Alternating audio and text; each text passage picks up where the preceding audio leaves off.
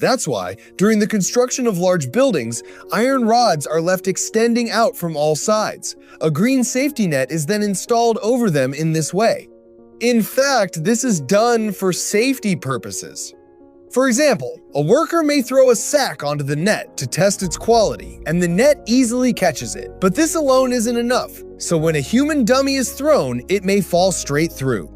That's why the net is installed more tightly and reinforced further, to ensure that no real accidents happen.